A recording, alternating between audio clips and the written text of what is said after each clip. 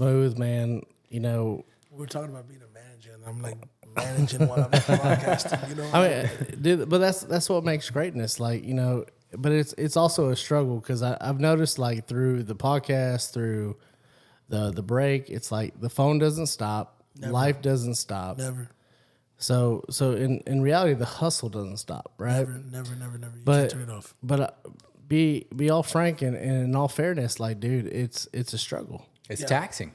It's taxing on you. It's taxing on relationships, your kids, your own self, right? Because it's like no matter what you do, you're trying to provide. You're trying to, but at the same time, like when you're managing and promoting, you're providing for these artists' families. You're trying to grow a company. You're trying to grow a dream. Yeah, for sure. Everything trying else to build a is- legacy, bro. Sure. I think it all comes with a cost. You know, you have to think about it like, I try not to be a prisoner of the moment. Sure. Right? Like, because we have a tendency to just be a prisoner of the moment. But then we also have a tendency to be a prisoner of work.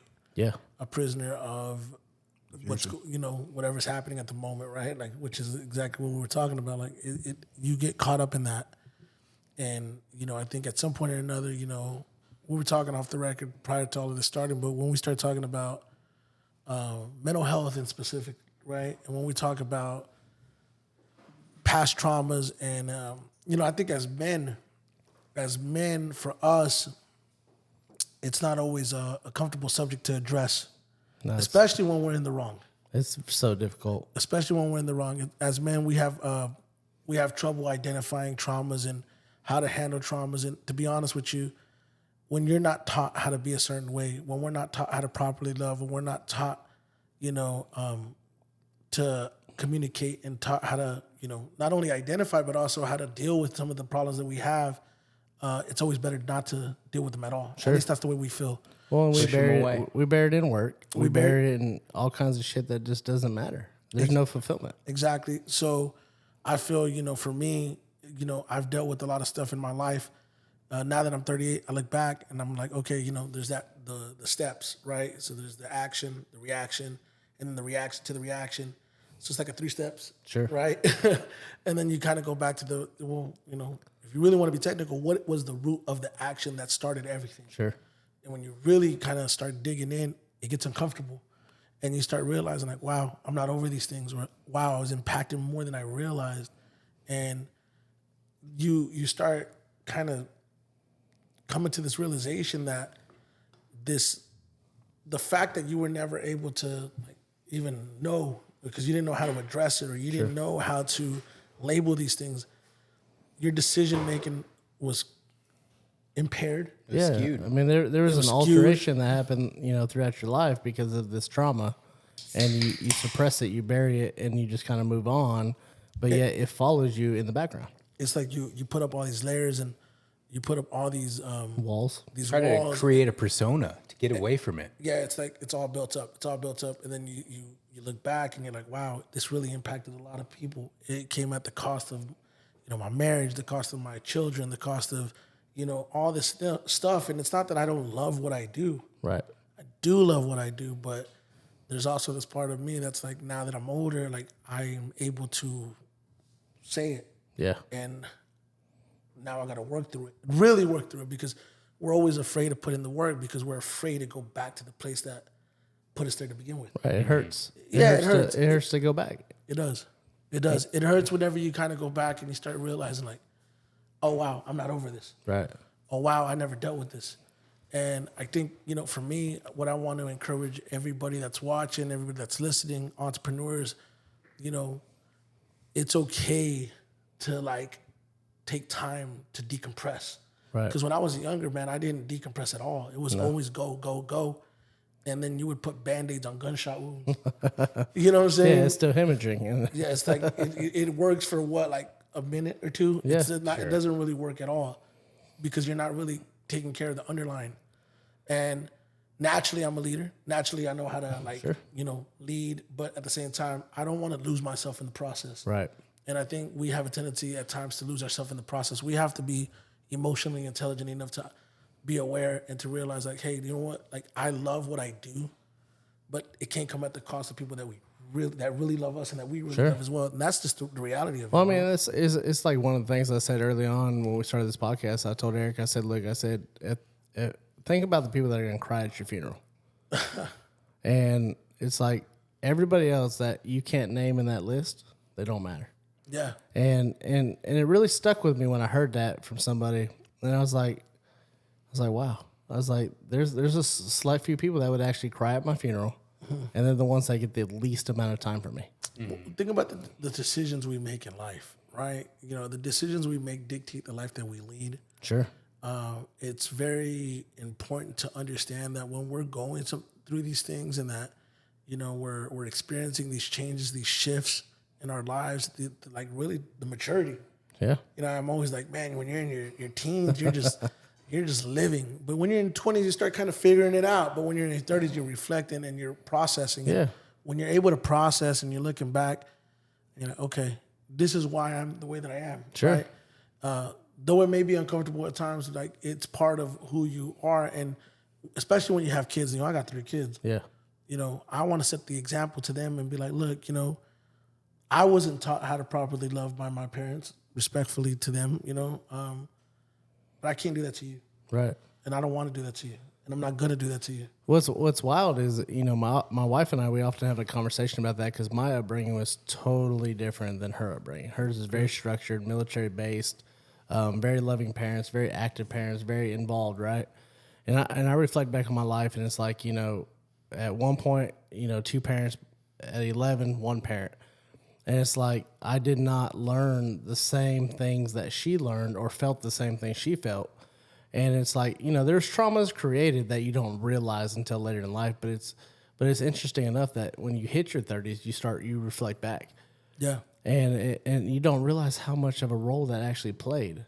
Everything, man. Everything you I think for me, without going too deep, I just remember certain things in my life that I'm like, wow, that stuck with me. Yeah. And I'm not over it. And Sure. I'm okay with saying I'm not over it, but you know, masking it with the work, masking it with the persona, masking it with like I'm done with that. I don't want to do that no more. Well, what's crazy is just how, you know, it's like a shadow. It follows you, but you don't realize it. You know, you're not looking back at it because you're always looking forward at what's next. And it creeps up on you eventually. And that's what happened to me in January. It's like everything for my entire life, 37 years, creeped up on me in one instant. And I was like, what is going on? It's like I have success, right? I have a beautiful family. I've got anything I can imagine that I want. And like I want for nothing. But yet I am dark. I'm depressed. I'm holding a gun to my head. It's like, what is wrong with me? Right? Yeah. What created this monster within? And so you start reflecting on it. I'm like, where's my fulfillment at? You know, I remember reaching out to Eric and a couple other people. I'm like, I feel nothing. Well, you want me to tell you something, man? I want to say something really important, and I want people to understand what I'm about to say. When people hear the word depression, they automatically think the most extreme form of depression. Sure. They automatically associate it with suicide or whatever the case may be. The same thing with traumas. They automatically associate traumas with child abuse or molestation or whatever the case may be. But the truth is that depression and traumas aren't always the most extreme version of it. But when it's untreated, it's untreated. Yeah. And when it's untreated and you don't know how to process it, you don't know how to articulate it, you don't know how to, really, address it properly, it gets left undone and it will creep up on you when you least expect it. Yeah. And when it happens, you're like, wow, like I'm not over all these things. And I should, like, though I'm able to mask some of it, I'm not saying I'm depressed by any stretch of the imagination, but there's parts of me that, I'm like, oh, wow, like this needs improvement. Right. And I'm at a point in my life where I want to improve those things because it's affected so many people in the process. Like I'm selfish, right? Yeah. Because when you're chasing a dream, it comes at the expense of being selfish. You have to be all about this one thing. Right. But I didn't want to do that and hurt people in the process. And I've hurt a lot of people over the years. Well, it's interesting enough, though, that like you did not realize you were hurting all these people. Yeah, you're like, not at all. it's like I'm following my dream. I'm chasing this grind. I'm working my ass off, and I'm doing it for my family. I'm doing it for me. I'm doing it for the industry. I'm doing it for everybody around me. But at the same time, you're struggling without knowing it. Yeah. Well, what you're doing is you're just putting it off. You're prolonging this thing that's gonna catch up to you at some point or another, and it's kind of like putting off a bill, right? You're like, Oh, that bill collector's coming. you're gonna have to pay it at one point, and Yeah. and so it's like you're gonna pay for it. But Sure. I mean, like I said, I mean, the biggest thing right now is where I'm at in my life today as a professional and on a personal level. I'm focused on growth. You know, like I'm focused on self-development, self-awareness. You know, we talk about emotional intelligence, identifying the things that got me to where I'm at. Yeah. And I'm not talking about just from a successful standpoint. I'm talking about how to be a better human being, a better leader, a better father, better whatever, right? Yeah. Like I want to be better, period. And, you know, in order for me to be better, I also have to revisit the things that got me here. Sure. And some of that stuff is uncomfortable. Like I mentioned, some of that stuff does require you know, facing, I guess, the skeletons in the closet or the demons per se. And one thing I'm not afraid of is to own up to that. Yeah. You know, because some of that stuff, like, it all came from a place that, like I said, was compromised, that was impaired. It all came from a place of just untreated trauma and untreated certain things. And like, I'm not saying like in a way that I'm broken, you know what I mean? Like, but you can't fix what you don't know is broke. Yeah, I mean, but that's exactly the case. You can be broken, and in a sense, right? I'm not calling you broken, but as far as like my own standpoint, like you can be functionally broke, you know, inside. You know what I mean? And Eric can contest because Eric and I, we both have our different traumas, right? We both have You're calling me functionally broke right now? Yeah, absolutely. But not right now, not right now. But I mean, we all have there. You can never undo all the traumas. It doesn't matter how hard you try. I don't care if you get a therapist, you get mentorship, you get friends. You can't you can't undo them all. It's just not possible. But what I can tell you is, like, in your life, Eric, when I came into your life, right, 15 years later, it's noticeably different, right? Yeah, that's right. But that's so what I'm saying. But if somebody jumps in, right, but when you're alone, right, I felt utterly alone. You know, my wife, she was trying hard, but I was made to feel like that was part of my problem, right? And it wasn't. She was never the problem at all. Sure. Right, I had this like monster living inside me, and it was my traumas, it was my personal fears, my everything that was coming at me all at once, and I was losing sight of what was important, and that was my family. Oh, don't lose sight. Right? You know, I mean, I can relate to that because now when you're saying that, and as I'm hearing you say that, I'm looking at my relationship, right, and my relationship was altered, and I feel the way that it was altered was because when my mother passed away, it really fucked me up. And I don't think that I realized how much it fucked me up. And some people might view it as an excuse, but the truth is what it is. Like, I didn't deal with it, haven't dealt with it. And when you start talking about, you know, blaming somebody else, you start projecting. And when you start projecting, you know, you're not realizing that you're projecting. You're not realizing, like, man, you know what I'm doing is I'm projecting these feelings, these emotions, this anger, this Insecurities, whatever, right? I mean, you're basically saying, I need someone to blame for this happening. Yeah. And I'm going to blame the closest person next to me. Sure. And unfortunately, that's unfair to them, but that's just what we do. And this is what, not what we do, that's what we've done. Right. You know what I mean? It's unintentional. Yeah. You know what I mean? Like my wife should never have been the brunt of my issues, my insecurities, my traumas, everything. But guess what? She was the closest one to me, the one that cared the most about it. So she faced the most. And it's unfortunate. In some cases, they don't even realize the extent of it. And they themselves don't know how to identify that or label it, right? Especially growing up in a Latin home, you know, in a Hispanic household, like the word mental health or like therapy or counseling or any type of like thing remotely close to depression, that shit was frowned upon. Like, we're not supposed to be talking about that. At least that's the way we were raised. You know what I mean? Like, suck it up, keep going through it, figure it out. And that's what I've done. But again, it catches up, and then it comes at the expense of, you know, fracturing relationships. And that's just not something I'm willing to do anymore. Right. You know, I I'm not trying to hurt nobody no more. Like I've put too much people through too much. And when I say people, starting with my wife, right? You know, starting with not just her, but also, you know, people close to me. Like I'm just not, I want to be so removed from that version of myself. Yeah. I mean, it's the wife comes first, then the kids, then the friends. It's like, Well, I talked to it's not intentional, right? I talked to my daughter yesterday, and I had the most adult conversation I've ever had with her, and just hearing her talk. She's 13. She's talking about wanting to study psychology, and I said, "Well, you want to know another thing about psychology?" I said, "I'm going to teach you. I'm going to teach you something about psychology, and I want you to know that for me to you, right? A little bit about myself." Right. And I told her in that graphic that I showed you guys, the one about I shared it with her first. I said, I want you to see this. And I basically gave her an example. As kids, we are programmed by our parents. And whether they realize it or not, we have to be the ones to realize it as well, because we're basically a byproduct of them. Yeah. How they show us, how they teach us, our whole entire makeup is them. And the same thing applies to our kids. What we do directly impacts them because we are their reference. Yeah. We are how they're going to operate. You know what I'm saying? Like they're like our little custom Build-A-Bear or whatever you want to call it, like a little, you know, I mean, they're the figure. better version of us, but you're right. If you don't, everything, they're a sponge, dude. They literally absorb everything you do, good or bad. I told my daughter, I said, you're going to get to a point when you're 17, 18, 19, 20 years old and something's going to happen in your relationship and you're going to respond a certain way and you're going to go, God damn it, that's because of my dad.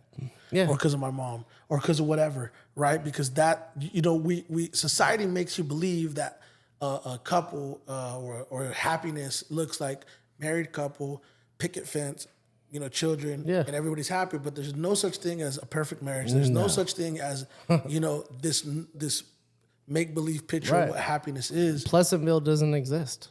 I mean, it just doesn't. No, and you know, the thing about it is that the majority of my friends that I grew up with, both of their parents aren't even married. Right. So I was very fortunate to grow up in a household with two parents, but, you know, at the same time, I saw the other side of it too. You know what I mean? Like I saw the unhappy side of it. You know, and I'm not trying to, you know, air out my family business because, you know, at the end of the day, you know, I know my father tried and he's a good guy. Like I don't think he's a bad guy, but it stems from his.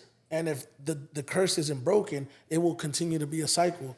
And then, you know, my kids are gonna think it's okay to be this way, and I don't want them to think that way. Oh, 100%. Does that affect the way you parent? I mean, You're looking at the way your dad did things and you're trying to not be that person. I say that, you know, I grew up saying I never wanted to be like him, and then I'm just like him when I get older, and I'm like, damn, I'm just like him, right? But I'm looking at, you know, currently, maybe because it's what I'm dealing with today, you know, the parenting conversation that we're having today, does it impact it? Yes.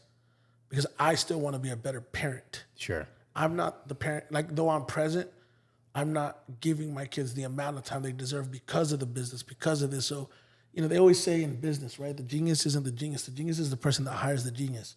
Right. We want to get to the point where, you know, I'm working smarter, not working harder. I want to get to the point where I'm, you know, running a company, but I'm not the one running for the company and at the company. I'm running the company from where I'm at. You know, I have employees in place. I have workers in place because I want to free up time for my kids because I've sacrificed a lot. Yeah. And, you know, you miss moments that you're not going to get back. And, you know, you want to make believe that it's all for the sacrifice. Oh, it's all we're sacrificing for the better good of this dream. Man, dude, look, that dream ain't going to hug you back. No. That dream ain't going to kiss you back. That dream ain't going to love you back. If anything, that dream is going to move right the fuck on the moment you decide That sounds you ain't terrible. doing it no more. Fuck that dream. But it's a figurative, right? Because the dream really is an illusion. Yeah. Success as a whole is an illusion. Like, how do you define what success is? Yeah. Right? We used to say, well, man, you know, success is just making a living off of what we love and working for ourselves or whatever the case may be, right? Yeah. That's what success is. And for me, I've been able to do that now for, you know, though it's been a roller coaster for the last 8+ years, 10 years, I've been able to live off of my passion, off of my childhood dream. So technically, my dream came true. But do you have fulfillment? No, because I still feel like I want more. No, I still feel like I want more. I'm at a place now where I'm a lot more comfortable because I'm a lot more self-aware. Right. And even if I was faced with a past problem or something surfaces from my past, I have no problem facing it anymore because I know like that's not the version that I am today. Yeah. I'm not even who I was 3 months ago. What makes you think I'm the person that I was 3 years ago? But isn't it crazy? You're 38 years old and you're like, you know what? Everything I was doing, everything I was thinking, everything that has happened, it's like it comes to light. Yeah, for sure. And you're like, shit. Like what to do now, right? That was me in January. Yeah, you know, this is no cap. Like August. literally January 23rd, like my life fucking flipped the script. Yeah. And I'm like, what do I do now?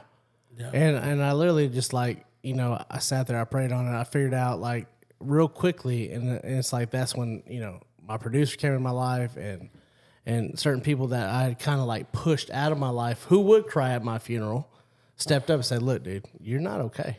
Yeah. Right? You know, Eric being one of them. You know, my wife, she literally battled for 2 fucking years trying to get my shit straight, and I could not see the problem. I couldn't see it. I thought she was just attacking my work ethic. I thought she was attacking this, and it's like, holy shit. She's not attacking anything. She's just like trying to show me, hey, you know, your sons, because I've got 4 boys, and it's like, dude, my 18-year-old just graduated last year. Mm-hmm. Right? He's going to UTD, and it's like, this all happened around that same time. I'm like, holy shit. My oldest son, I lost majority of the time, right? Yeah. And then my next son graduates this year. I missed majority of that time. Yeah. Because I'm chasing what? Financial freedom? A dream? A passion? Like, what am I doing? Because I'm doing it for my family. This is what I've been telling myself. Yeah. You know? Yeah. But at the end of the day, it's like my family is going to move on without me if I don't fucking change something. Yeah. And I learned real quick right then and there. I'm like, how fucked up my view was. Yeah, bro. Trust me, I relate. I relate on so many levels because, you know, you talk about managing talent, you talk about dedicating your time to talent. Like, I love the talent I work with. Don't get it fucked up. They all are an extension of me. Right. And in a lot of ways, like, I parent the way I want to parent through them. Yeah. Right? I give those guys more life lessons than I give my own kids at times. So they become, in a sense, kind of like that, right? Sure. Even though they're not that much off of age, but, you know what I'm saying? Like, it's like, you know, as much as I spend a lot of time, like, with those people, I know they care about me, but it's again, you know, it's different. Yeah. And I want to be able to free up time for my kids, not because I'm having self-doubt. Look, man, everything I said I was going to do, I've done. Yeah. 10 times over, I've proved everybody wrong. I said I was going to do this, I did it. And I do it at a high level, and I continue to do it at a high level. So I'm not at the least bit, you know, concerned about legacy at this point. You know what I mean? You know, my wife, she put it very simply. And I don't know if your wife did this, but she looked at me and she said, look, if you go broke, I'm still here. Yeah. Your kids are still here. Your family is still here. So at what point do you realize that that's the important step? Because you know what? Some people, as you've seen in your career and mine, bitches come. I mean, not bitches. Bitches come and go. But no, like people, like I was gonna say bitches, you know, like in general, like bitch ass people, right? People come out of the fucking woodwork. Yeah. Right? They come out of the woodwork when you have success, right? Correct. But then, like, when you're struggling, you're broke, you're this, you're that. There's no fucking people. I will never forget whenever I had a 1-bedroom apartment with no bed. Right. I'll never forget that. Because I don't, this is the thing I tell people, like, listen, right now, there's a lot of success. Yeah. And, I mean, beyond just Louis the singer, like, I was already pacing to have an amazing year as a content creator and as a promoter and all the cool things that I've been working on. But I do not want to be the motherfucker that worked his whole life to get to the Super Bowl, right? Right. Baby Bash is calling me right now. Oh, so shit. Can we pause real quick? Yeah, can I take it? We're going to take a pause for the cause. Put him on speaker. Hey, what's up, Bash? Hey, Vegas. What up, bro? You were having a good year, even without Louis, you know, is the main focus. And, you know, you've come to terms, right, struggling, going through this.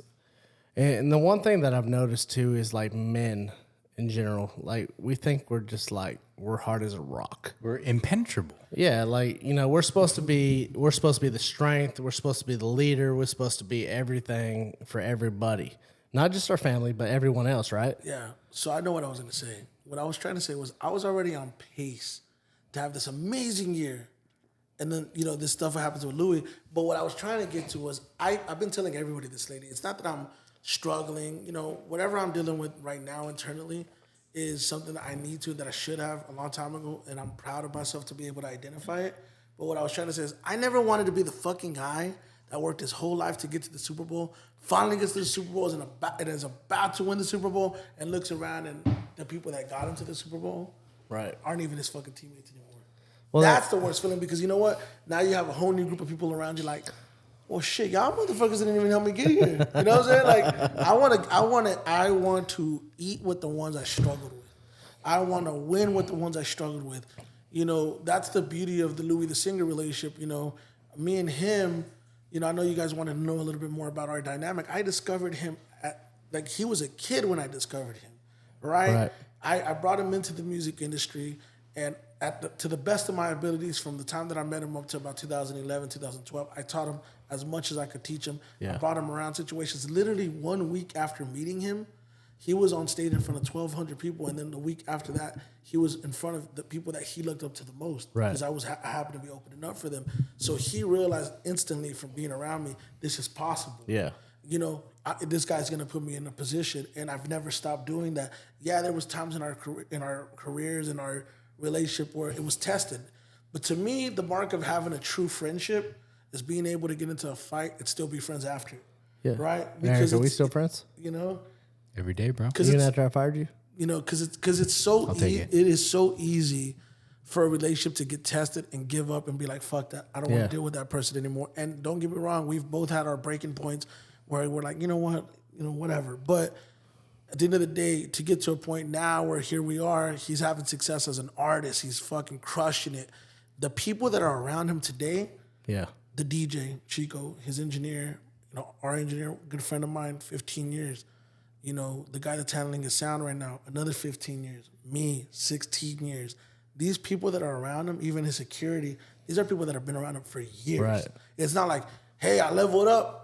I don't know any of you guys. Fuck this you is guys. New guys. Nah, man, this is what it is, no bro. Hollywood type shit. Yeah, man, like people don't realize. And like, for me, he knows 1,000 fucking % what I'm capable of. And even up to a certain extent, there's certain things that he still doesn't know that I'm capable of doing. Right. But the beauty of it is that you're about to find out. Right. You know what I'm saying? And we're about to find out together. ASAP. But so I want to kind of back up.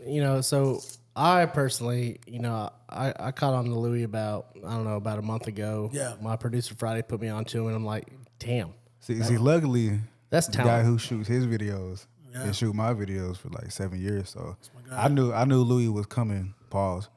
Yeah. Way before he came. So, but no, I mean, I was like, facts. Oh yeah. Like he's legitimately talented, right? Yeah. And I love his vibe. I love his sound. I love just everything about him. And it's like following your Instagram journeys, right? It's like, you guys are doing big things. You guys were at Universal the other day. Like selling how out did tours, bro? So which is hard to do. Yeah. Yeah, I mean, it's crazy, and I dude, I will literally have in my prayer tonight, like for Louis' success. Like I believe in what he's doing, and I believe what you're doing, Smooth. But like, how did this go from 16 years ago to now? Like, how did that happen? Man, I think we both had to go through what we went through. We both had to hit those highs and those lows. You know what I mean? Like, his journey was different than mine. He was always just an artist. Yeah. That's all he's ever done. He's never not been an artist. And in between being an artist, he was also getting in trouble. You know what I'm saying? And, he had to go through that to grow up, to mature. And, I mean, look, we're all still a work in progress. Don't get it fucked up. You know what I mean? Like, and nobody's perfect. Right. And, he endured some really, like I said, even our relationship was tested. Yeah. But we're men. Like I said, and as to me, you can't really have a true friendship if you can't fight and get over it and move forward with it. You know what I'm saying? Like, because if you get into an argument and your relationship is there, was it really a friendship? Was it really a real relationship? Yeah. Exactly. You know what I'm saying? Like, that's why my circle is small as fuck. They use the term hurt people, right? People with hurt feelings will do stuff to be hurtful towards people. But the mean girls. But I would say that, it's there's no other way to word it, in my opinion, other than God intervening at this point. You know, he's putting us together because it was always meant for us to have that journey together. You know, when I brought him in the game, you know, I would tell people all the time, this kid is the most naturally talented kid I've ever met in my life. And I would tell people this guy's going to be as big as whoever the artist was at the time. And some people were like, yeah, all right, whatever, bro. You're overselling. You know what I'm saying? And here we are all these years later. I'm like, man, I told you. Like, it was always him. I didn't realize it was always him at times. I questioned that because the maturity aspect and then our personal relationship and the amount of times it got tested. But we had a conversation earlier this year where I feel we just made amends. You know, we made amends with everything that went on, everything that we've been through. We addressed everything privately between us. And sometimes I'll see people try to like bring this version of him that he was and talk about what you know, the way he was, whether it was, you know, problematic or not. Like, and I'm like, at what point do you give people the opportunity to be the you know, to change? Well, that's the thing. People want to fucking hold on to who you were. Nobody wants to let like the growth of Smooth, the growth of Louis, the growth of whatever, right? Because we're not a product of who we were. Yeah. Right? We've learned it, and if you don't move on from it, right? But that's all like these media sources and everybody want to do is they want to hang on the past, right? They want to talk about, you know, who was Smooth, who was Louis. It doesn't matter. It's to me at this point, part of what makes his story appealing is the redemption story. It is the fact that there's history. There is like a connection to the public because of the fact that we see that this is authentic. You know, it's a story that's a real story. It's not a fabricated one. And then what's really cool is that now, after all these years of me shedding light on him, he's now able to shed light on me because his audience is growing, you know, and it's growing big. So now people are becoming familiar with my story. Yeah. And now our story becomes even more compelling to a new audience. Like, I'm convinced at this point we're on pace to have a documentary, whether it's his documentary, whether it's my documentary, whether it's a separate documentary of the journey, because it's so compelling to see how this is playing out because now you have a balance. You have an artist that's been, you know, that's clicking on all cylinders, and you have a promoter that has all these years of experience as a promoter, able to click on all cylinders. So now it basically is, you know, it is legitimately like a perfect timing. Dude, that's the great thing too. Like when you find that person, like where you don't lose sight. You know what I mean? Like Louis right now, he could lose sight of you. Yeah. You know what I mean? Like, if he was, you know, he's obviously not going to do that because y'all's friendship, your relationship. But you see all these people, like, coming up in the industry and, like, they start losing sight of how they got there. Yeah. They forget the guy, like, who believed in them from the beginning. I've been sharing video clips of some of the interviews that Louis did when he got out of prison. And I didn't actually watch a lot of these. Yeah. You know what I mean? Not because I didn't care. I just never watched them. I didn't even know some of them existed. Right. And the amount of times that he talks about me, he's always made it a point to let it be known that, you know, I was his starting point. Sure. And in a few of those interviews, he's always let it be known that I'm the one that he wants to be part of his career in that capacity. And it's all because of trust. Yeah. That's what it comes down to. And if all else, if it's not personal trust, it's trust with the business. Yeah. Because I share this all the time. It's like, you have to be able to align yourself and work with people that are going to know you and know what they're doing, and that are masters at their craft. Absolutely. You know what I'm saying? Like, I'm a master at my craft. I just talked about earlier, 8 years of being in fucking going to life promotion school. Like, I put in work. Right. And he's aware of the work that I put in, and he's able to trust, like, all right, you know what? I don't have to have my hand on the wheel. Yeah. You know, this guy could fucking drive this car and take us to where we need to get to. All I need to do is just focus on being the creative that I am, and the gaps are going to be filled. I mean, it's awesome, and I wish Louis, I wish you all the success with this, because I think Louis is the next thing popping. Like, you know, I'm hoping that, you know, one day it's you know, I'm gonna see some big names featured on his songs, because I mean, like, he's open for big dudes. Yeah, I mean, it's like, dude, I'll tell you this, he's right the now, man, bro. Right now, I'll be shocked if in the next 6 to 8 weeks he's not announcing a record deal. I mean, obviously it has to be the right situation, right? But I mean, I think we're getting close to that. Sure. You know, being able to have, you know, we have the show coming up this Saturday. I just got notified right now while I was here that the CEO of the label is going to be flying in. Like, these people are really pursuing him. Sure. And there's nothing more rewarding than to be able to put in work and to see people want to, like, you know, hey, we want to fucking work with you. So it's the same thing with me, man. Like, I know what part I've played. I don't need to broadcast it to the world anymore. He knows the role that I've played. People that have kept up with the journey since the very beginning know the role that I've played. And I'm at peace with that. I want this to be his moment. Nobody wants to work 16 years and get to that point and somebody else get the credit for it. Yeah. Yes, it is a team effort. Everybody deserves their just due. But right now, I want him to get his just due. Like, yo, you're the superstar, bro. So, you be the superstar. You know what I mean? But do you get a cut on that record deal? Let's talk about that. Man, look, if I'm his manager, yeah, I get a percentage of his earnings for sure. Yeah, but I'll say this, like, it's not about that even. Because to be real with you, like, just seeing him fulfill what I knew that he could fulfill, it's rewarding as a mentor. Right. As someone that cares about you. Like, bro, I tell people all the time, I would be perfectly fine if he gets there, and that's where it stops. Yeah. Because I just wanted him to get there. But to me, if he gets to a point to where he signs a deal or even bigger things start happening, of course I want to see it through. Because, I'm going to, what I'll do, I already know what I'll do. If for whatever reason the working relationship was to end or not be in the same capacity, I'll be critiquing every move like, he should be doing this, he should be doing that. And the moment I see something, dude, man, fix that. Yeah, you should do that. It's something about seeing people come up, dude. Like, I've helped a lot of entrepreneurs. I've helped a lot of normal people. I've helped a lot of people just kind of like find their goal, find their dreams, see through their vision. And it's like my fulfillment is seeing that happen. Yeah. Whatever capacity that is, getting the job you want, getting the car you want, the house you want, like finding happiness and fulfillment. Like, dude, there's absolutely, you can't put money on that, bro. It'll fulfill me to see him fulfill this, right? But at the same time, it's not all predicated off the percentage or the money or whatever. Right. Because I'm one of the people that knows how to make their own money. Sure, I'm a promoter. I can go and promote more events and still have a career outside of this. Yeah. Don't get me wrong. I want this to work though.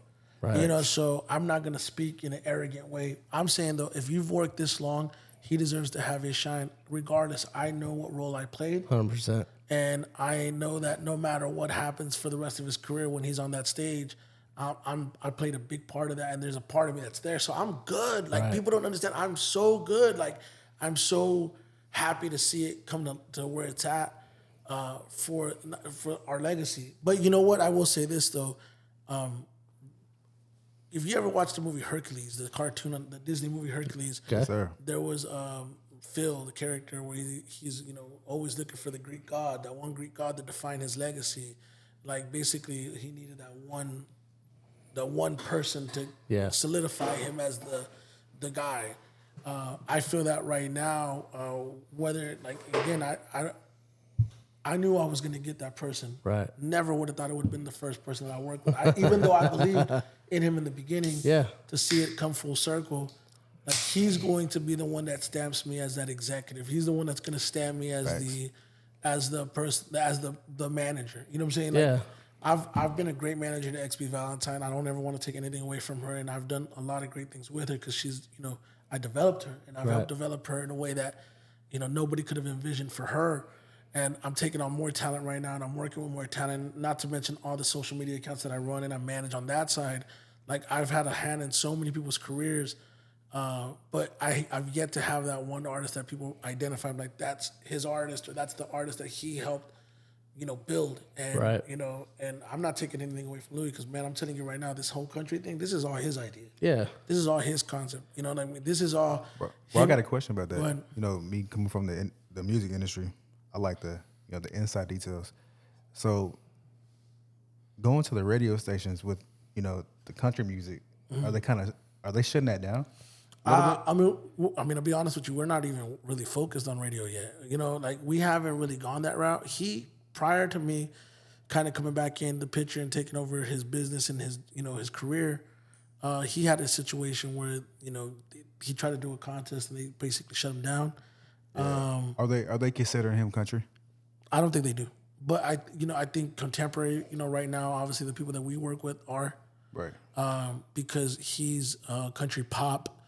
You know, he has a little bit of the country hip hop element to it. You know, a little bit of what Jelly Roll does. You know, But I mean, that's big right now. I mean, Yeah, it Jelly, is. Jelly Roll's major success, Kane Brown's major success. And it's like, And Jelly Roll started off with rap. You know what I I mean? mean, he fits right into that mold. correct. I mean, it's also breaking the norm, right? It's Yeah. also breaking the traditional format of country. We haven't really tested radio, to be honest Yeah. with you, but it's also because right now, when you really look at a career and you look at business from, you know, you look at the business side of it, it's like, well, how do we define the next move? Well, first and foremost, we have to get a litmus test as to where we're at right now. Where are we at currently? Right.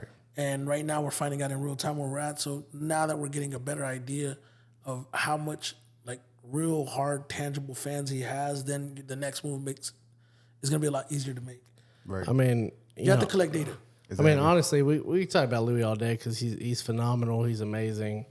And to our fans out there, like, gonna be a superstar do for not sleep on Louis the singer, because I tell you what, Oh, they're not sleeping on him. he's something else, man. And shout out to Louis, dude. You're amazing. Superstar. You know, we're following you early on, but dude, like, for real, like, I like it. You're gonna top that chart.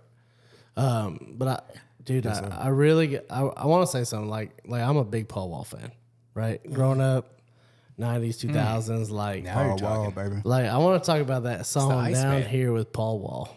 Yeah. Like, dude, that shit was fire. like what started like in that career? Like, what started your relationship with Paul Wall?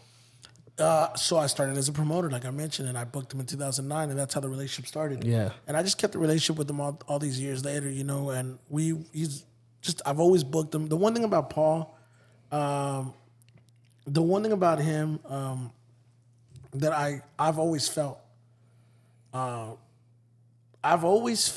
that Paul Wall is the most recognizable rapper in all of Texas. Now, don't get me wrong. I'm not saying he's the most successful. I'm saying he's the most recognizable. And Right. honestly, that kind of correlates with popularity. Sure. So, case in I point, mean, it's the Iceman Paul Wall. if we He's were a to, fucking man. if he was to, if Grills. Bun B, Slim Thug, Scarface, Chamillionaire, Paul Wall, all walk into Walmart in the same day, I'm convinced Paul Wall would be the first one to be recognized. And if they all came in at different times. Sure. I'm sure they'll all get recognized, but I think Paul Wall is just someone you just, as soon as you see him, that's Paul Wall. I mean, dude, I honestly miss the glory days of Houston rap, right? The 90s to the 2000s, like when Trill Music and Paul Wall, Bun B, like all of that shit was just popping. But chubbing up. see, for me though, like with Paul, like he's always been such a fan-friendly guy, Yeah. and he's always been someone that like doesn't really get his just due as an artist, but has always been beloved. Yeah. So I've always seen the value in having that relationship. I've always pushed him. You know, I've always done events with him. I've always booked him. Anytime I've had the opportunity, you mentioned I won the K104 Street Swag Sunday. Ironically, I won 4 times in a row, 4 weeks in a row, with the song that I did with Paul Wall. Right. So whenever, you know, I was working with XB Van, well, I am working with XB Van, so I don't want to speak in the past tense, but whenever I was working on her music and her project, you know, Paul was one of the first people that embraced her because of me. Yeah. And, you know, he did a record with her. He did another record with her this year with my boy 2-3, and that record performed strong. So when me and Louis were talking about, you know, doing music, I was like, man, he mentioned, hey, what do you think about doing a record with so-and-so? I was like, man, honestly, if you want to do a record with anybody, do a record with Paul Wall. Right. And I made it happen. Like, dude, I just called it, made it happen. Yeah. Paul, Bro, he's got hot on- right now, bro. I mean, he got on the we're record. He got on the record. He came down and did the video, and boom, the shit just went. But it's crazy though. Like, I say this to say, the relationship stems from the promotion, but it grew into something else. And I mean, as much as I don't say it, you know, often, like I really appreciate him, and I'll do really anything to help him out. Bro, Paul Wall is a great dude. I'm gonna tell a story I haven't told anybody. I was gonna wait to tell him whatever, because we're gonna interview Paul like no matter what, right? So I had a buddy who his dad ran Cadillac Crest, and that's where Paul used to go get his Cadillacs from. And he had his number, and we used to prank call Paul. I'm talking about we were like, I think we were like 12 years old. He's gonna be like, "You bitch!" Once we get up on Be the like, show. my refrigerator still running? That's not even Paul. So we call him, you know, answer what it do, and we would just say some shit, and he'd be like, okay. and like super nice, and would talk to us, bro. Yeah. And then be like, all right, man, I gotta go, but I appreciate like super nice, bro. Yeah. Like every time we would call him, bro. See, Cordial. That's So, the one like thing. a Like, good dude, bro. Like good heart. like, dude, humble people, right? Yeah. No matter how much money. If you're an asshole, don't fucking talk to me. Well, that's what I'm saying. He's fan friendly. He's always been about the fans. He's always, and that's the thing that people don't understand. Like he's beloved. Yeah. And I told him on camera. I've told him before. Like he's the mascot of Texas, in my opinion. Yeah. That's a fact, bro. It really is. So, I knew what it would do for Louis. You know, right now what we're talking about, his career, Yeah. Tex Max, he represents the Tex for me. And you know, when it comes to that, you know, and I also have such a personal relationship with, you know, his manager, Goo, him. You know, it's a lot different whenever you're able to build with people that Right. you know, Yeah. like versus building with somebody that you pay for a service. Like, I mean, this like, isn't the case. Man, I thought Paco was his manager. Not anymore. Paco's never been his manager. No. No, he's been involved with him though, but he's never been like his manager, man. I mean, like I've been enjoying these Paul Wall features, man. Like Mexican OT, right? Louis, like, dude, I've Going been crazy, bro. I've been like, Y'all should watch the one he did with XB Valentine in 2-3. That one did numbers on TikTok. He did numbers on YouTube, and that was actually the first one out of all the features that came out. Yeah. And then he just did one with Bumpy Johnson as Yeah, I well. have to So check he that has out, like man. 4 solid records out right now that Yeah, Bumpy's coming too, bro. you know, yeah. Yeah, it's hard. But like those features, dude. I'm like I was telling Friday before you got here, I was like, look, Mexican OT, Louis, like Paul Wall jumping on those, like those some big numbers. Like Paul Wall still got it. Yeah, I mean, it's a combination, man. Good Yeah. songs, good timing, good artist. Sure. You know, everybody doing it together, man.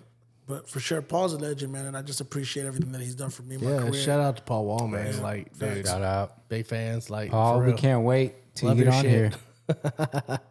But I like, you know, going through Google. Obviously, you and I didn't know each other, right? So, you know, I'm not afraid to say, like, I had to Google a bunch of stuff about you. Yeah, that's 'Cause, cool. like, I'm not, you know, Yeah, it's okay. I'm not good. I'm a very honest person. You know what I mean?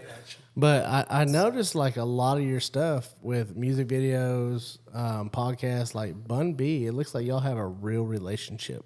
You know, he's another guy that I booked a lot of times. So I have a working relationship with him more so than a personal relationship with him, right? And that working relationship, you know, has evolved now. I don't want to say that we were like super close. Yeah. But, you know, I will say that we were in Houston this past week and we went to Trill Burgers and it wasn't planned. I had been telling him, hey, I want to bring, you know, so-and-so through. I want to bring so-and-so through. So I was like, hey, I got Louis the singer. He's obviously not as familiar. I was like, man, I got him, you know, got to trust me on this Bun. And I'm texting him now. Like, I'm directly texting him. And finally, I just showed up, took pictures, and then I sent him the recap video. And he's like, man, you know, make sure y'all post it and make me a collaborator. So he posted it for Louis. So I'm like, damn, you know, like, when I look at it from that perspective, and, you know, I've interviewed him multiple times. I've been, you know, done several shows with him. You know, damn, dude, like, I'm like, fuck, that's Bun B. You know what I'm saying? Like, like, you know, Legend. I've had a few, like, what the fuck moments in my life. Sure. Not necessarily with Bun, more so with Scarface, but, like, you know, being in these situations where when I'm around them and I'm able to text them, like, Yeah. I realized that my peer group changed. I realized that, you know, at some point or another, like, the OGs became, I don't know if I should call them The homies. right? The homies, yeah. They became my coworkers, I guess. You know what I mean? Like, in a way. Facts. In a way. So, yeah, man, cool cat. You know, man, I've had multiple clips go viral, but I that's mean, kind of that burger joint's fucking doing numbers. Yeah. Like, dude, have y'all gone yet? Anyone y'all gone? No, we gotta go, bro.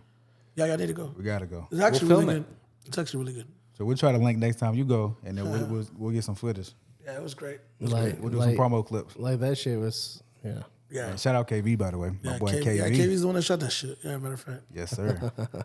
So, yeah, Bun's a cool dude. Dude, I mean, they did like 1 million burgers in 1 week. Like, how fucking Yeah, crazy is I that? actually did a song with Bun too, man. So Yeah. it's pretty cool, man. Pretty cool to experience these things. You know, like when I was younger, like I always, bro, I don't know if it was that I spoke it into existence or I foolishly believed in myself. But I remember being in middle school, like, and I had a notebook, and I would write down in detention. I was 14 years old. I would write down the track listing. I would have a track listing. I would write down, and then I would put the features next to it. Yeah. And to see some of that shit actually come Right. true, bro, that shit is crazy. You know, working on XB Valentine's album, I executive produced it, and Both Thugs and Harmony was my favorite rap group Oh yeah. growing up ever. The best rap group of all time. For me, biased, at one point I would have said without a doubt, they're my favorite rap group of all time. They're no longer the greatest in my opinion. Yeah. But they were for me for a long time. And I still hold that respect towards them, but I got them on her album, because I work with Crazy Bone and I work with Busy Bone. And like, so to do that, there was this part of me that's like, damn, like, Yeah. I wanted to have that song. Yeah. But I gave it to the artist I work with. And that's when I started realizing I was prepared to be Phil Jackson. Yeah. Not as much Michael Jordan. You know what I'm saying? We can literally do this all night. But I want to kind of ask you a couple questions before we end this. For sure. Like, did you ever have the honor of working with Pimp C? I didn't. The closest thing I ever got to it was a good friend of mine who passed away, who was a web designer. Me and him, this is back in 2006, me, him, my wife, we were all doing MySpace pages at the time. And, Pimp C got out of prison at the time, and he had my boy to do his MySpace, and I remember he called him. We were at the mall, and Pimp C called him. That's the closest thing I ever got to Pimp C. And then Bun. That's the closest thing I ever got to Pimp C. Never worked with him. Yeah, RP Pimp. So yeah, R.I.P. for real, dude. Music's amazing. The last one I really want to get to, I want to know is did you ever do anything with Big Pokey? I didn't, man. R.I.P. Man, like that's Bro, just, that's a great question. I didn't, but you know what, man? I want to speak on that briefly because I said this in another interview recently. Like, me and Paul's manager, Goo, we actually text each other when that happened in real time. yeah, And, me being a bigger dude, being overweight, like that impacted me very, very much differently. Like, when I saw him collapse on stage, take his last breath on stage, right.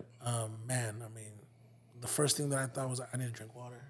Yeah. That's funny, not trying to be funny, man. It's just the truth. That's it wasn't even laugh like I sympathize as a fluffy dude, you know what I mean? Like but even then, get it, but even like that, like I didn't really feel like he was really like he looked pretty good compared to where he was at weight wise. Sure. But yeah. But I mean, that's the thing, like, like even Man, me, that like sucks, looking at the industry, like looking at Big Pokey, looking at hell, even going back to Big Pun. yeah. Right? Like seeing some of these bigger dudes like die of heart attacks, like I was like, shit, dude. Like, I started looking at my weight and I'm like, okay. But then sometimes I start looking at like these bodybuilders that are dying, like they look pretty when they die. Man, and it's like, oh shit. All them supplements, bro, changing the heart. For sure. Listen though, bro, like we talked about traumas throughout this episode, but like a lot of that shit people eat. Yeah, it's comfort, bro. That's me. Like I love fucking food. If I'm happy, I'm eating. If I'm sad, I'm eating. It's like it sucks because like it's a lifestyle change that needs to happen because health is wealth. But dude, like food is so good. The crazy part is I don't give a shit about food. It's a commitment, it's a commitment. People do shit to hide who they are. And I'm not hiding who I am. I'm just like, man, I'm just realizing like, okay, there's a little bit more to me than I realized. Yeah. And it's okay, man. I think you know what, you gotta be willing to go places that you're not willing to go to get to where you need to go. Yeah. That's the message I want to send across with this episode. So for those that are watching and that aren't familiar with what I do and they see the success, know that the success, though it means everything to me, it's not all that defines me. Sure. There's a lot more to me, you know what I'm saying? Right. And now that I'm getting to a point where I see the next step right in front of me, like we talked about that, that Super Bowl, right? Louis is about to get to a certain place where a lot of artists don't get to. He's already there, Yeah. And Facts. to see the role that I'm playing and to see how much of a culture I've created for myself, for the people around me, for the talent I work with, like, bro, like I've created a culture of like a winning culture. Sure. As far as career. Right. Now we got to create a winning culture from the personal side as well. Yeah. I mean, that's the thing, if you don't have fulfillment, what's it worth? Right. But I think too, as a mentor to Louis or a mentor to any other artist or something, you know what I mean? Like along the way, you've really got to let them know. Yeah. You know what I mean? Because men are going to constantly clam up. They're going to be like, yeah, I'm cool, bro. I'm good, right? Yeah, I mean, but you know, I think it all depends on the relationship. You know, Sure. like, mentorship. Like I said, that brings me fulfillment. I actually was talking about this last week, where I'm like, man, it ain't about the money. It's about making sure that the people that I love and the people that I care about know that I'm there for them. Right. Money don't matter if you're dead. You know what I mean? Like, and if people, you know, have mental illness, commit suicide, you know what I mean? Like, it doesn't matter. It doesn't matter how good you were at what you did. You know, it matters about those people that are going to cry at your funeral. Facts. You know what I mean? I mean, you know, I always wonder who the fuck is even gonna go, right? Right, Like, you know, yeah. like, I'm like, man, I want to break the attendance record at my funeral, but like, I mean, but who's really gonna care? You know, I learned that. I went through a hardship in 2018, 2019, and I wasn't doing as many events. Right. And I saw how fast everybody jumped onto the next group of people that were doing events. Isn't that wild? I'm like, you fucking people, You know, aren't- they're sleeping, People man. are only as loyal as their options, bro. Dude. And you got to know how this industry works. It's not even that it's fickle. It's just social media. It's an alternate reality. It's a virtual high school. Everybody's wanting to be the cool kid. You know, everybody wants to hang with the cool kids. That's fine. That's all it is. It's Dude, make believe. I It's fucking not real. hate You know what I fake mean? people, man. It's just what it is. You know what I mean? Like, But just be but at it's the peace. nature of the beast, right? Yeah, It's just the nature of it.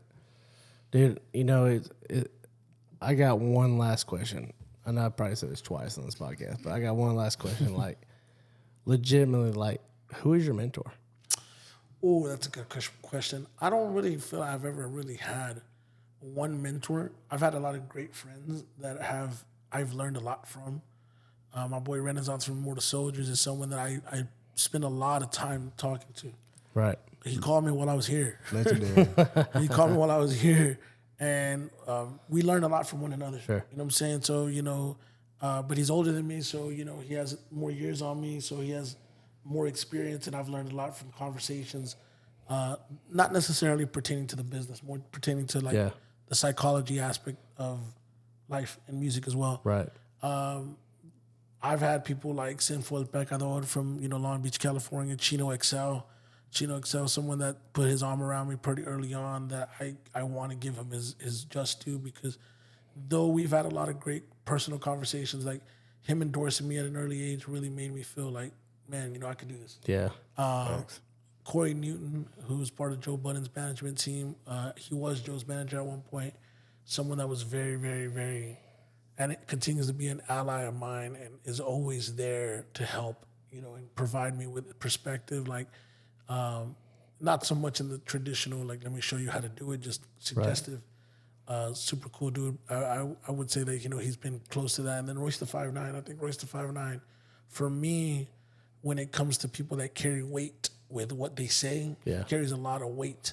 And he's, you know, he talks about mental health openly, talks about, you know, stuff that, you know, isn't comfortable to talk about amongst men, but he's made it very comfortable for me to be like, if Royce can do it, I can do it. And anytime I've ever had those conversations, I listen. Like, very few people that I'll shut up and just listen to. He's one of them. And he offered to get on the phone about a week ago with me when I was telling him, hey, man, I got some stuff going on. I said, do you want to call me? Like, and I just thought the gesture, like, dude, you were just at the Terrence Crawford fight. Right. Ringside with Eminem and fucking Donald Porter and fucking Paul Rosenberg, because Eminem walked out Crawford. And, you know, like, I texted him that night. Yeah. And he was with Eminem. I'm like, bro, what the fuck? Like, this shit is crazy to me. But that's huge. I mean, yeah, but I would say those guys are some of the people that that immediately come to mind. You know, I mean, of course, there's other people that I've talked to over the years that have contributed to my growth professionally and personally. You know, but I don't really have like what I would consider like a professional mentor. I recently got really, really cool with the VP of Interscope Records, Nir Sarosi, and I've had, you know, I tell him all the time, I've had 10 hours of talk time with you.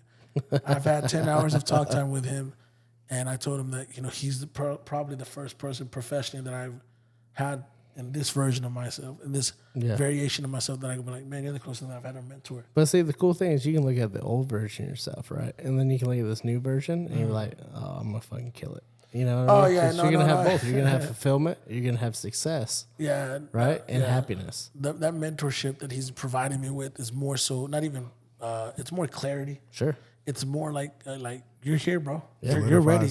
You're good. You're this is your time, bro. Yeah. You know, he's telling me this is your time. Like whatever way this goes, this is your time. Yes, sir. And you're ready, and you've been ready. You prepared yourself. You're here. I mean, and I've got to say, and I'll leave it at this, is that everything that I found on Google was high remarks of who you are as a person. Yeah, You know what that's I mean? crazy, right? You know, because let me say this. I think whenever you get to a point to where, I was telling this to XB Valentine on Sunday, and I know she's going to get to where she's going to get to. We're going to have those conversations about, where she went in her career. But I remember just telling her, all this time that you spent prior to getting to working with me, you thought that was paying dues. Right. It wasn't. It was a form of it, but it wasn't really paying dues, because paying dues and really putting in work comes when there's actually expectations on you. When there's no expectations, it's free. It's freeload. It's free world. It's just whatever. You could do whatever. Nobody gives a fuck. You're figuring it out because nobody's watching. You're trying to make people watch, but whenever you finally get people to watch and see what you're doing, that's whenever it gets real. And it's like, damn, there's expectations on me. And I've always felt when there's expectations on me, that's whenever I deliver at my highest. Facts. But those expectations are Yeah, the next level. yeah, man. So right now I've put a lot of expectations on myself, and if in the next 3 to 5 years I'm not one of the biggest music executives in the industry, then I feel like I've did something wrong, because I feel I'm the best at what I do. And when I see people compliment me in the high regard, I'm like, damn, dude, like, Yeah. what the fuck? Like I wanted to say the Fort Worth and Dallas People's Champ. I'm like, when did all this come about? Shit, it wasn't always like this. There was a point in time where some of y'all motherfuckers didn't want to play me on the radio. Right. It's like when I got down on Google, I was like, shit, I want to book an event. You know what I mean? I'm like, okay, who can we get? There's a lot of people that have wanted to do what I do. You know And what like I I said, it requires a lot of patience, a lot of hard work, a lot of understanding, and a great group of people around you to help make it happen. Well, what I'd like to do, Smooth, is something different than I normally do. Normally, I'll end the episode, with a thank you, this and that. But I mean, humbly, I would like you to end this podcast with a positive message to the people out there trying to be promoters, the people trying to be artists, the people trying to do something, whether it's even in this industry or just in life. Like, leave them with a message. I would say first and foremost, a dream without an execution is a nightmare, right? I think there's an art and a gift to having initiative. If you have initiative and you have the want, then you're going to be able to get to where you need to be. You're going to be able to accomplish what you want to accomplish. You could teach all these skill sets, but you can't teach the want. That's either something you have or something you don't have. One thing that I'll advise any, aspiring entrepreneur, any aspiring performer, any aspiring whatever, right?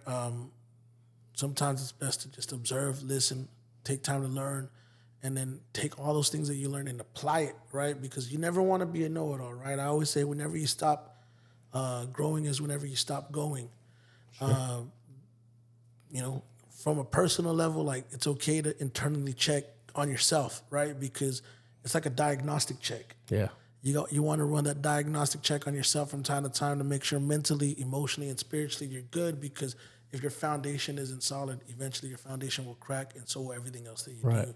So I wanted to stress the importance of that to anybody out there that's, going through it. And just remember that, those standstill moments when nothing is happening, and when you feel like, man, like, I'm not doing enough, or I'm not doing what I want to be doing. Those standstill moments are actually the moments that define you, because if you can push through those standstill moments, that's whenever you're actually meant to do what you're meant to do. Right. Amen.